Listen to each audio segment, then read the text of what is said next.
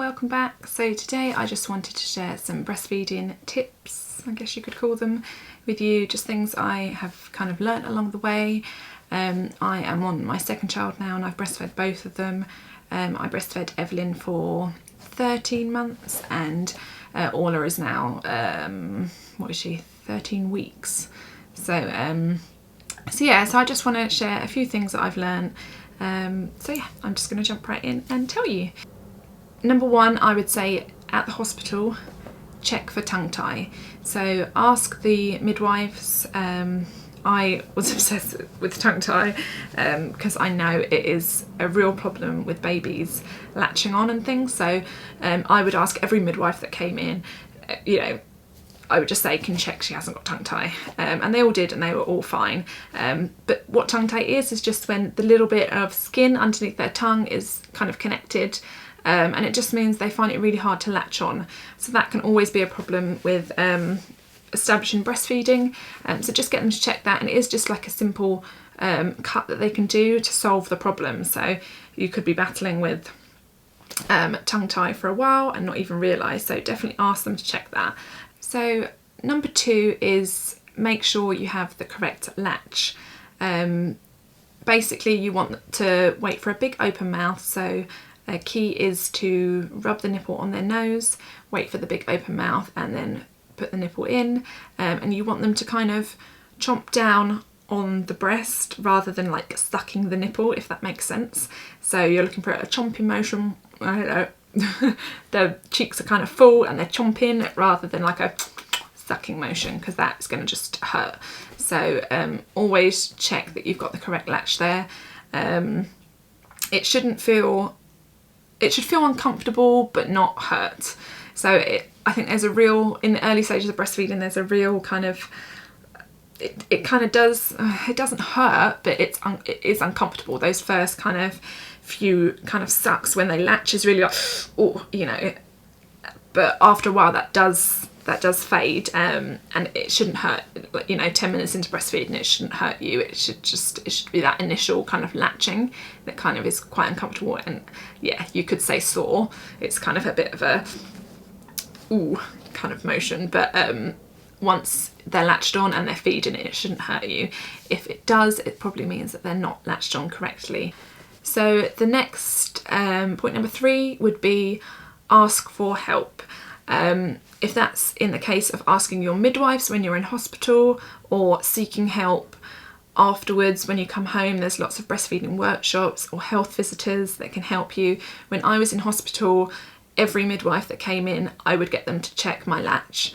I would say, is she feeding okay? Because everyone has different opinions, and so it really helps. Just every different midwife that you see can just say, can you check she's feeding okay? And they'll give you little tips and things. Also kind of take what they say with a pinch of salt, because sometimes they kind of contradict themselves a little bit, but as long as you kind of think they're feeding okay, you can ask for their help. They can check that they're latching properly. So yeah, definitely use all the the tools that are there in while you're in hospital to your full advantage, and ask the midwives for help. That's what they're there for. So point number 4, I would say, is try different positions. You've got the kind of cross cradle position, which is in the arms, which most people find it's probably the most popular position. They're just in your arms crossed like that, but there also is the rugby hold, where you kind of hold them behind you and they're feeding more like this, so their head's here and their feet are back there. There's also the side lay, which is where you lie down in bed and they're lying next to you, which is really handy for like night feeds and things like that. When you're really tired, you can just lie them next to you, they can latch on and feed, and you can rest while they're feeding. And so definitely try out all those different positions and find which one works best for you, because it's not the same for everyone, and all different positions stimulate different parts of the breast. So just see what works for you, see what you find comfortable. So next point I would say is feed on demand and not watch the clock. I know this might sound kind of a hard thing to feed on demand. Lots of people don't want to feed on demand, but I definitely think in the early stages that you can't really have a routine with a newborn, especially a breastfed newborn, because you don't know how much they're taking, and you don't know when they're going to be hungry. So I would definitely not clock watch. With Evelyn, I used to write down the time she'd feed. I'd write down how long she fed for, and I definitely found it just worked me up more than I needed to be, really. So with Orla, I've definitely been a lot more relaxed. If she looks like she's hungry, I feed her. If she can go extra time, I don't wake her up from naps. I used to wake Evelyn up for naps thinking, oh my god, she needs feeding, like it's been 3 hours. Just go with the flow. If they're hungry, they're going to wake. You know, obviously you don't want to leave them like 6 hours when they're a newborn, but you know, just don't clock watch, don't write it all down, don't, just go with it. As long as they're kind of pooing and weeing, putting on weight and they're content, you know, you're doing fine. So it kind of leads me on to my next point, is try not to worry about how much milk you've got. So there is only a really small percentage of people that can't actually produce enough milk to feed their babies. It's definitely the minority. So chances are you're going to have enough milk. It's all done on supply and demand. So if your baby is going through a growth spurt, your body will just produce more milk. The more they're latching on and sucking, the more milk you're going to produce. I remember with Evelyn, I really worried that I didn't have enough milk, which I'm pretty sure most breastfeeding mothers do at some point, worry that they haven't got enough milk. But please know that there is enough milk there. There will always be enough milk, unless there is a medical problem, which like I say, it's the small minority that have that. Your body will produce enough milk for your baby. During growth spurts, the milk supply catches up. I did go through a stage with Evelyn where she was just crying and crying and crying, and I was feeding and feeding and feeding, and I remember saying to John, I've run out of milk, I haven't got enough milk, you're going to have to go and buy some formula, because she was just crying, and I thought it was because she wasn't getting enough milk. I'd run out, you know, I couldn't fill up in time, but it wasn't that at all. She just had a bit of wind or something. So by the time John had run out to the shop to get some formula and come back, she was asleep. So, you know, please don't worry about having enough milk, because there is always enough milk there. As long as they are kind of pooing and weeing, putting on weight and seem content after feeds, you've definitely got enough milk. So don't worry about that. So that kind of led me on to my next point of during growth spurts, they will definitely feed a lot more. It's not that you're not producing milk, it's just that they're going through a growth spurt. And they will feed a lot more during the night, during the day. And it might seem like they're feeding constantly 24 hours a day, but growth spurts only kind of last maybe a week or two. So just go with it, just feed a little bit more, don't worry about times, and it will all settle down again. Now, I would definitely say the first 2 weeks of breastfeeding are definitely the hardest. If you can get through those first 2 weeks where you are shattered, you've just given birth to a baby, and you have to stay up all night breastfeeding, it's definitely the hardest time. You're trying to get your latch right, you're sore, you might have cracked nipples. If you can get through the first 2 weeks, I definitely say it gets easier. So my next point is make sure you are eating and drinking lots of water. Your body is producing milk for your baby, so you need to stay hydrated. You need to eat well to make sure your body is producing enough milk. I always have water when I am breastfeeding right beside me and just guzzle it back. You almost feel the thirst come in your mouth when you're breastfeeding, so definitely make sure you always have water next to you. So make sure you're taking a multivitamin. You can buy all sorts of different breastfeeding vitamins, but you can actually get the Healthy Start vitamins, which they are so much less expensive. I don't know if that's the word, less expensive. You can get them, your health visitor will tell you where you can get them from, and they're a couple of pounds compared to like the biotic ones, which are like £15. So definitely just look into that and see where you can get them from, and they also do the vitamins for like newborns as well that you can get. So just definitely make sure you're taking a vitamin, because that will help to keep you healthy and be able to feed your baby. So make sure you are comfortable. Go and get yourself fitted with a proper bra.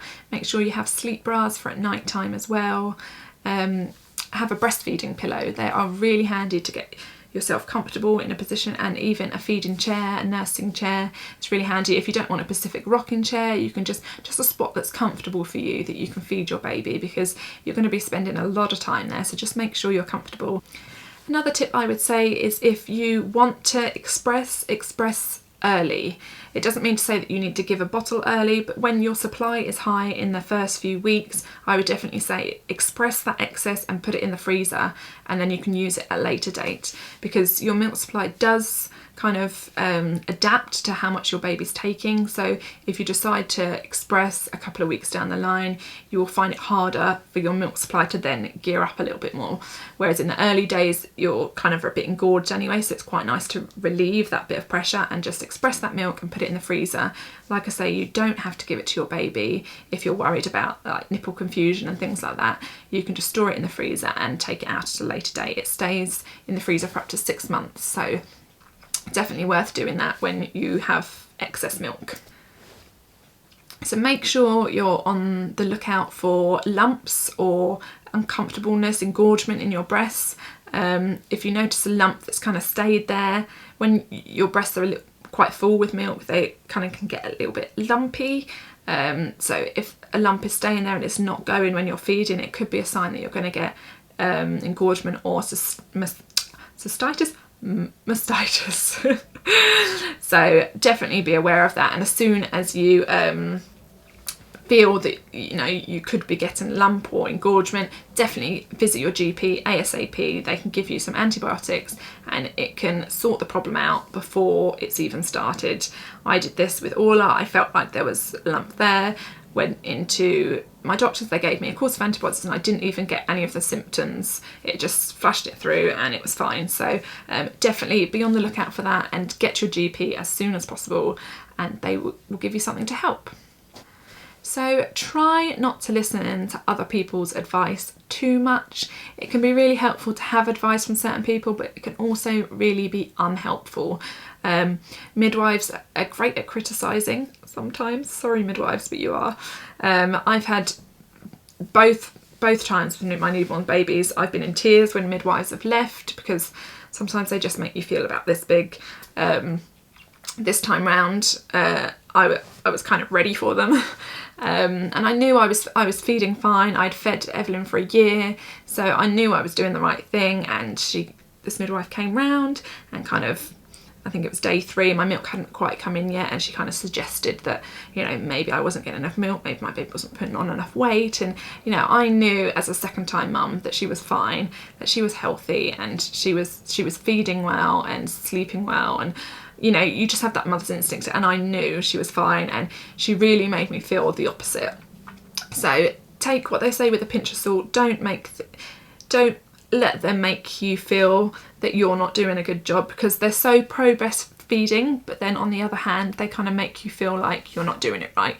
So take the advice when you want it, but also kind of ignore it when you're doing a good job. So the last point I wanted to make is, if you are breastfeeding, you are doing a great job. Please keep up the good work. You're doing so well. And alternatively, if you're thinking about switching to the bottle, or you have already, please don't beat yourself up about it. It doesn't matter in the long run. As adults, we all turn out the same. I could not tell you who was breastfed and who was bottle fed as a baby. We're all the same. At the end of the day, as long as your baby is happy and healthy, happy mum, happy baby, and they're being fed and loved, that's all that matters. Don't beat yourself up about breastfed or not. It doesn't matter. So that's it. That's all my tips that I have. If you have any questions, please leave them in the comments below and I'll try to get back to you. Share this video with a friend if you think it may help them. And subscribe if you haven't already. And I will see you in my next one. Bye.